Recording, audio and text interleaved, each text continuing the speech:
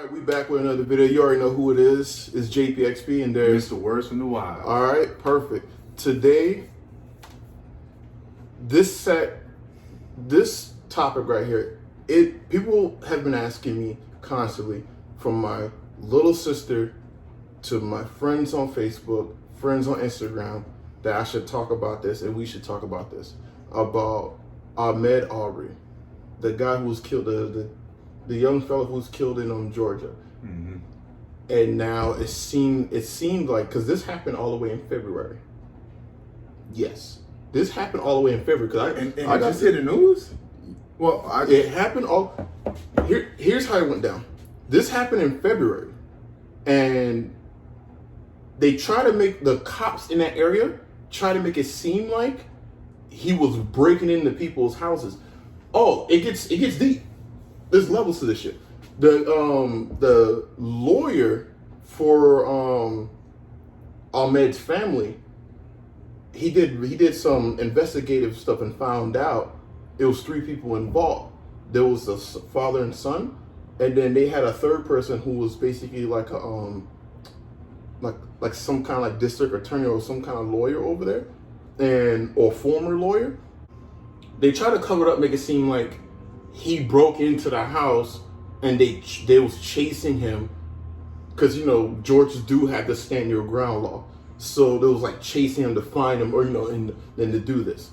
But then somebody recorded, I guess the person, and from the lawyer, again, I'm gonna try to link the Breakfast Club interview with the lawyer who was talking about the whole situation, when the guy who was videotaping the videotape, the footage of the scene, apparently that guy's involved also.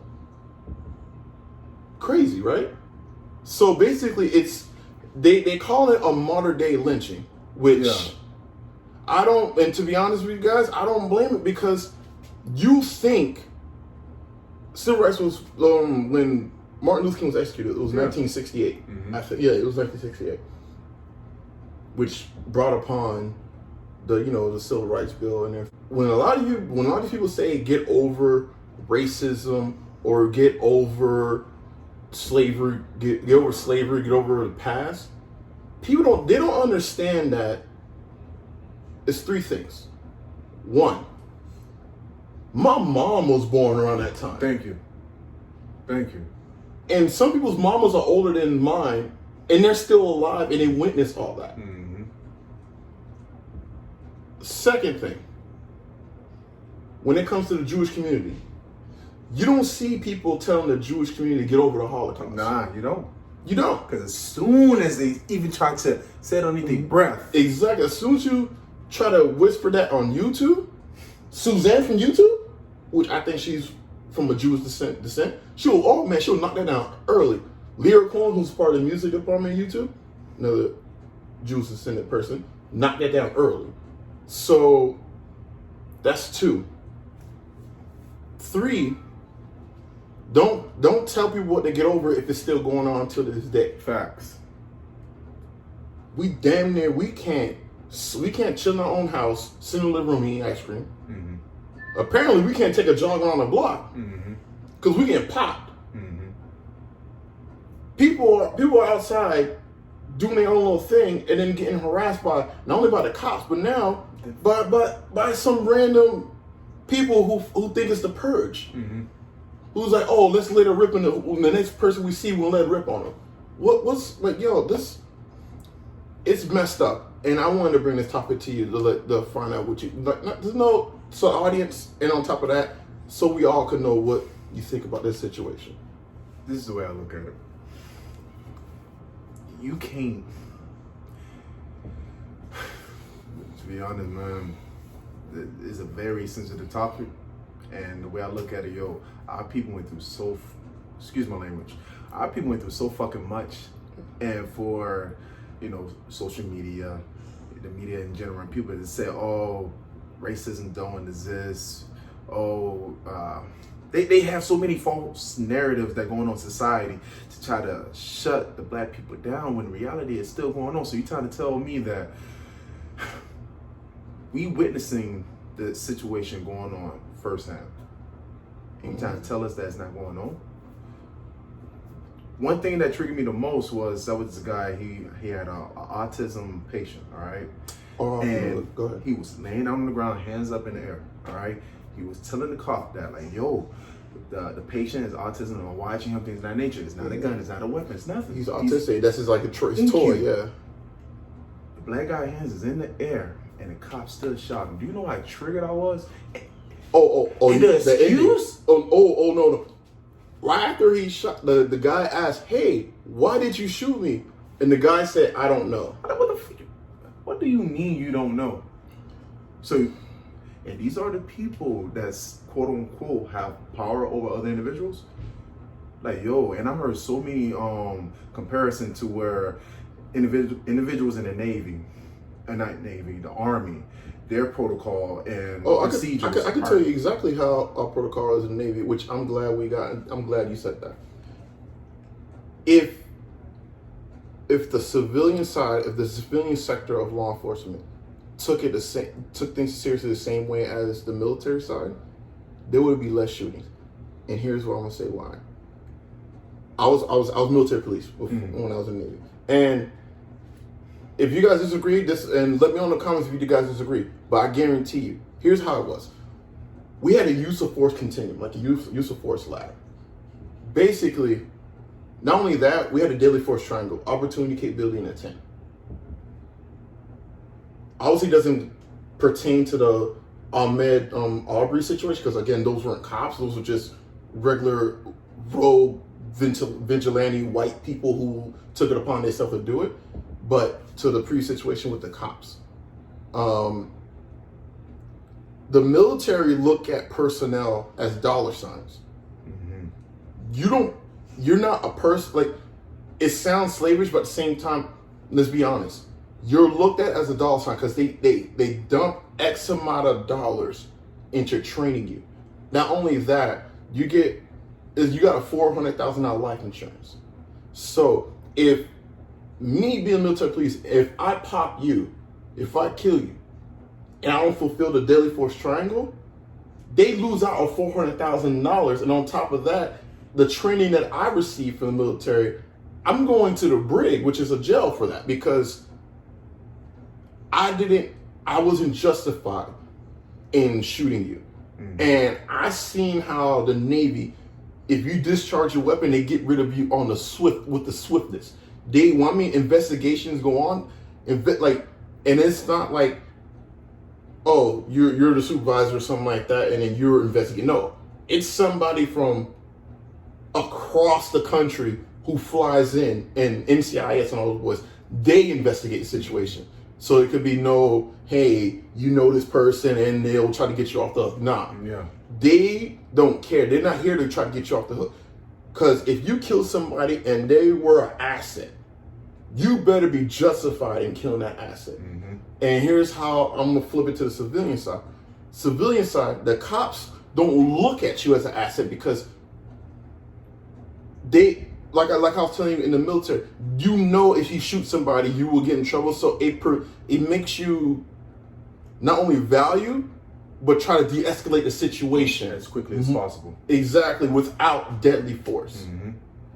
On the civilian side, they popping folks like John Wayne out here, especially with that incident in Miami with the UPS driver. Yeah, where they held him hostage and they unloaded a whole clip into that, and the guy wasn't even part of it. He was hostage. Yeah, they got rid of the suspects, but then they killed him in the process. Mm-hmm. And I don't think I see any. If you know, I don't think I heard it in the news ever again. I don't think that's gonna happen to these guys. I mean, let's keep it all the way from. They're just gonna push underneath the rug, man. Push it to the side. All right, cool. People die, B. That's what it feels like. Quote, it is what it is. It's not what it is, man. Nah. Because a situation like this, and I was thinking about this at work. People are so quick to blame the black victim, when in reality, we just want peace. We just want, like Martin Luther King, why he marched, we just want equal rights. We just want to be treated like human beings and want our peace and enjoy our life. God forbid, all right, people begin to retaliate in a negative sense and all of that stored up pain, agony, everything our ancestors went through, yo, if people start retelling it in a negative way, excuse my language, but all hell will break loose. And something like that is not what the future of what we really need. You know what I mean? It just feels like we can't win in a country that doesn't, let's be honest, doesn't want us. Because even when we were segregated in Tulsa, Oklahoma, Black Wall Street, we were thriving.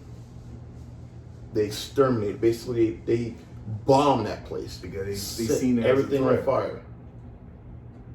So we want to leave you alone. You do your thing over there, and we do our thing here. You're mad we're doing our thing way here. Better. So you bomb here. But forget about it. Yeah. No. Get over it. No. This happened around, I think, 1910, 19. I'm going to put the little on the bottom of the exact date. And I'm going to find an article for Tulsa. You know what? No, I'm not going to find an article because people should know about Tulsa, Oklahoma by now. People should know about Black Wall Street by now. Even when we were segregated and we was doing our own thing, they were doing their own thing. It's like that bully at school. It's like they try to find you, like, all right, who should I fuck with today? Let me find this person to fuck with them today. Even when FBI did their thing against the Black Panther Party and people trying to say, oh, they were a terrorist group or whatever. No, cut that bullshit out, because there's a lot of groups, and especially like in Oregon and the Northwest and all them boys, they got their own compound full of guns, walking into like public places. I don't care. I'm the type of dude, if you got a gun, carry a gun. If you got the right barrels, if it's within the law, it's within the law. But let me and you march down to City Hall with some AR-15s. They're gonna shoot first, ask questions. They might not. They may go down to City Hall trying to be like, oh, hey, we're here for liberty and everything like that. You know, we're not trying to rock the bell. They're gonna rock our bells. Yeah. But like, it gets frustrating and it's embarrassing. It's embarrassing because obviously racism is everywhere. But the fact of the matter is, other countries are laughing at us, and they looking at us like, yo, we thought we were bad. But y'all exterminate them in front of us, and we don't, like, they got, other countries got the blueprint of racism from us, basically. They took it to we took it, like, not even we, America took it to the extreme. You know what really makes it so crazy, a situation like this? What? You know, not in a negative sense, you know, I understand the power of prayer, people want to pray, things of that nature, all right? I see the benefits to a certain extent. But it got to the point where we did so much praying, but nothing's really changing. Now it's really time to do some form of action, you know. Now, not in a negative sense, because I don't believe, you know, how you say, repay evil with evil. Because if you repay evil with evil, you're just gonna breed more evil, in a sense. But it's like, yo, we try to do it the peaceful way. We already know if you do things in a negative sense, it is going to escalate to something that we don't even want to entertain in the first place. It's like, yo, how can we just win and be at peace? You know what I mean? Okay. And it's like, they constantly doing it in front of our face, and every time we come up with a solution to actually benefit everyone, it just gets thrown underneath the rug, forgot about. It doesn't make no logical sense whatsoever. And knowing that, like you just said, racism still exists, I honestly feel that it's always going to exist unless it's literally exercised out condition. You know, I honestly think it's a mental illness. Why do you hate somebody because the color of their skin? I don't think it's a mental illness. I'm not going to give that a pass, because the reason why, racism is taught. Yeah. Racism is taught behavior. You don't backflip off the womb. Oh, I'm racist. I don't like this person. No, you were taught that. There were, like, for example, I seen a video on Instagram, like a black kid seeing a little black, like 2 or 3 year old. They haven't seen each other while they running, give each other a hug. The innocence in that. It's innocence, and you weren't taught certain behaviors. Like not taught. You weren't born. Obviously, you was born with your own personality. You develop your own personality, but I feel like racism is taught. Yeah. Yeah. And with a hint of ignorance to where, with a hint of ignorance and misinformation. Go ahead. I want to say, like, yo, we're in what, year 2020? Okay, the ignorance, yo, you can easily educate yourself. I seen them. There's a meme that's always going around saying, yo, if you're at the age where you can take care of yourself, you're over 18, honestly, in the mid-teens or early 20s, you can easily relearn, exercise the bad information you was taught. All right. So if an individual was raised up in a racist household and now you're a grown functional adult and you realize that being racist is bad, like those other college kids, all right, you can't, no, it's common sense. You should exercise those bad habits out of you, you know? But people want to use their white privilege. I don't like, constantly throwing that out. Don't be ignorant. Use common sense. You know? Yeah, and to piggyback what you said,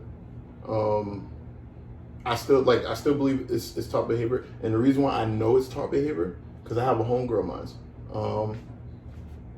My best friend, that's his cousin. She went abroad to France to teach English.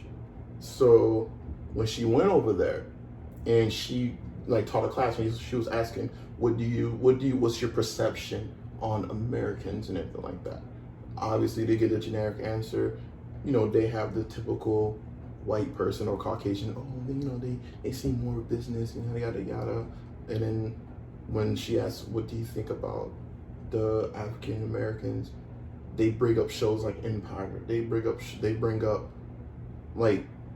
they think we're out here pants sagging, big 5X t-shirts, looking like a failed Dipset unit group. Yeah. And it's like, yo, we and when she told us that, it was just like, this is stuff that they watch on TV. So it's not like obviously you could research and everything like that. There's gonna be like the outliers to where they go, oh, I can't believe this is all that. Let me research it. There's people that take it at face value and be like, you know what? I'm not going any further. If the news is saying this and this saying that, and remember, who controls the news? The government. I mean, the people of skin. Exactly. Black folks ain't really in the network scene. A lot of them, they're not really hired in producer. They don't, except for Oprah. But Oprah's not really Oprah's on NBC. She's owned, which is a good accomplishment, but she's on NBC. So networks like NBC, BCC, and all that other stuff, they could, or BBC, they can put an image and educate people on an environment. They will have more of an influence because they're worldwide. You feel me? Yeah. And when she told us this, it made sense because it was like they learned this from TV.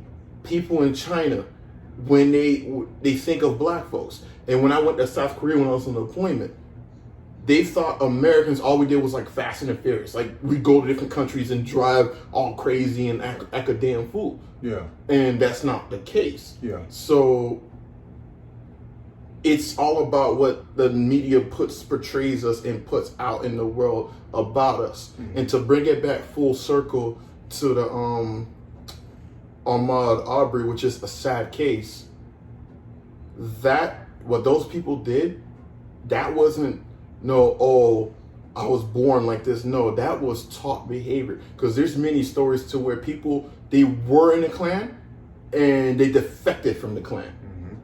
There's many stories of that. There's many stories of I'm gonna get this guy name, I'll put it on the bottom, black guy who infiltrated the Klan. Yeah, I heard about him. He was on the Joe Rogan podcast. Yeah. He converted a lot of the Klan members. He converted over couple maybe 50 or 60, 56, maybe around 70. It's on the Joe Rogan podcast. You'll see him, and I'll put his name down, and you could look on Joe Rogan podcast yourself and check him out. But when he was explaining how they weren't familiar with black folks, they were just their father, their grandfather, their father's fathers told them, hey, these group of people, they're this, they're that. they're young, like they don't know why. They obviously you gonna honor thy mother, thy father, like the Bible says. So they're like, okay, if mom and dad says this, then that's that. There's the kids that fall in line. There's the kids that's the outliers. Like, you know what? I met James I met James at my school. I know my dad's saying this, but he's not like this. Yeah. And you got those ones that kind of defect from that lifestyle. But all I'm saying is racism is taught, and it's up to the person who's being taught that to either A, see for yourself, or B, just accept it and go with it and be a terrorist to the society. Go ahead. I'm sorry. I need to. Because I understand where you're coming from in a sense, and the reason why I say is mental illness because, like how you was giving an example of generation to generation, teaching and preaching ignorance in a sense from a false narrative. You know, it can get to the point where it can affect an individual on a psychological level. You know, which will make it difficult for them to rewire their brain and understand what is faulty reality and what's actually the truth, you know. Right. But at the end of the day, like I said, you can easily exercise those bad habits by basically going out into the world and living through experience, you know. And to be honest, I met I had a neighbor years ago. He passed away. He was a racist, white guy. He didn't like black people, but yet he was always nice to me. You know, so it's like, all right, you know, as long as you respect me, and that's the biggest thing, respect. Respect me, I respect you. You can do what you want to do. I don't care. As long as you don't step over those boundaries, I don't see why I need to act a fool. You know, that's why I look at it. You know, but we can easily learn and grow by pretty much looking at the examples and realizing like, yo, all of those false stereotypes, yo, we got to throw it out in the wind. All right. Because if we continue to follow that template of the stereotypes for every single race, we're going to honestly live in ignorance. How in the hell are we going to really grow and become, like I always say, you know, a better version of ourselves? We constantly listen to a false narrative, which is not really true. You know, if you're going to hate me because of the color of my skin and you don't even know my mind frame, my personality, technically speaking, you really don't know me. You judge me based off of the color of my skin. And so you're going to believe a false narrative and not really educate yourself on something that you don't know. How you gonna really understand? A lot of people like to believe in fear, stay in the dark. They're afraid of the light. They're afraid of educating themselves. When in reality, the more you know, the more you learn. You know, you gotta step out of your comfort zone. A lot of people are so comfortable believing a lie, when in reality, all you gotta do is hear the truth once, and all of those mental barriers, all of those false realities and narratives that you was taught throughout your years is gonna break. You know, once you learn the truth, you're not gonna go back and start believing a lie again. You know, so when I see the situation with Ahmaud and people doing senseless killing, I'm like, yo, it's year 2020 and people constantly talking about, oh, racism don't exist, but yet we still seeing this. Like, yo, so you telling me you still see the Dylan Roof, and he even admits that he killed them because they're black. So it's like, yo, so like you out of the horse's mouth, and then they take them to Burger King and have a sandwich. Like, so I'm like, so this is what's going on. Well, they would give it the beat. They would give us the beats if we did something like that. They would give it the beats, tune-ups, like I usually say, ground and pounds, forearm smashes. Give us a couple eye jammies, and then we would probably been dead before we made it to the police station. But they brought them to Burger King. And have it your way. Like that shit doesn't fly, bro. Nah. And all I gotta say for the basically the end this video, the word of the day is basically respect. Respect others as if you would want you to be respected. That's plain out moral story, flat out, plain simple. I will not disrespect somebody I see walking down the street because first of all, I don't know him. Second of all, I don't know his history, and third of all, if you see and I'm stuck because that image of that shooting, it was like you would have thought that was in the 60s. This is year 2020. A couple months ago. This was pre-Rona. Literally pre-Rona. And the fact that you know it's corrupt because the police try to cover it up. And they wonder why people don't like the police in the first place. They try to cover it up. And it's like, all I gotta say is, this guy and like, yo, the white folks, and I gotta be honest with y'all. I'm be straightforward with y'all. Y'all need to come out and actually condone this because, well, not condone, or disown this kind of stuff and disown people that do this kind of stuff. Because I notice when it comes to our community, we will disown somebody who do some fuck shit. Let's keep it real. I'll get out of the tribe, man. Let's keep it real. And I feel like everybody would do it, but like, it seems like the white people want it.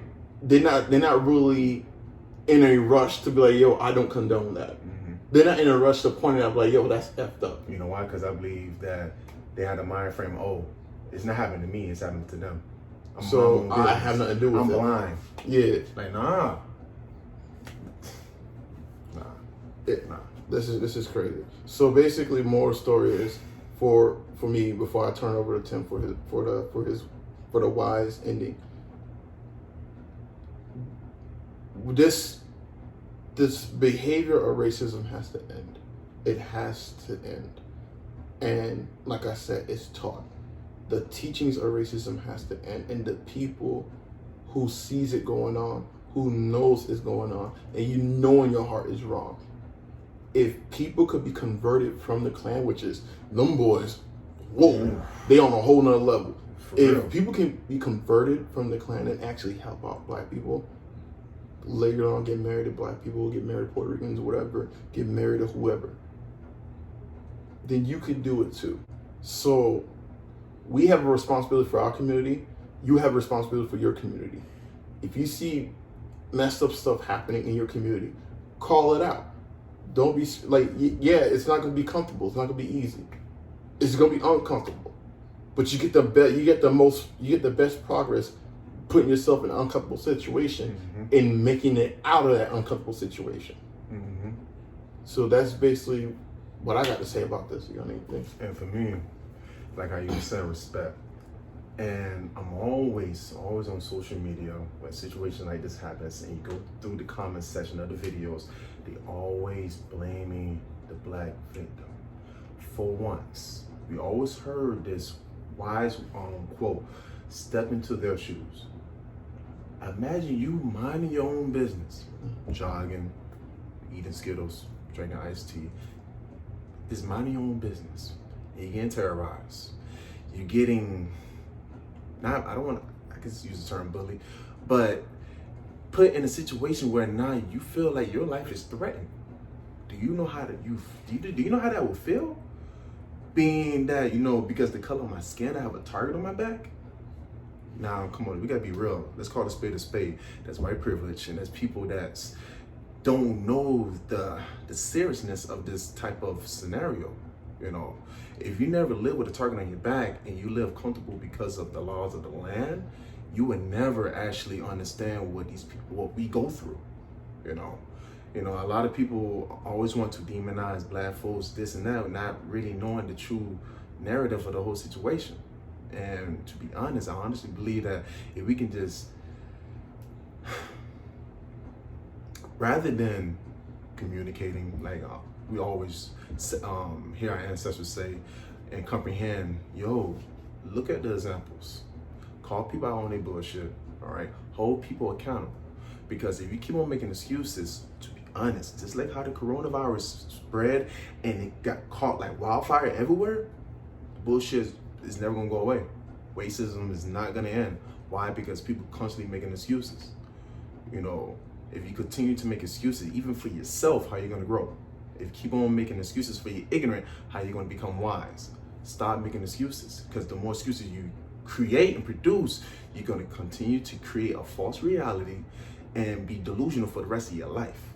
And I'm gonna be honest, time is of the essence. Time is very short. All of this situation that's going on in the media and in everyday life, we can easily, like you said, it's simple. We can easily squash this But yet, people rather believe a false narrative. People rather be delusional, live in their own little bubble, and stay in the comfort zone rather than facing the truth.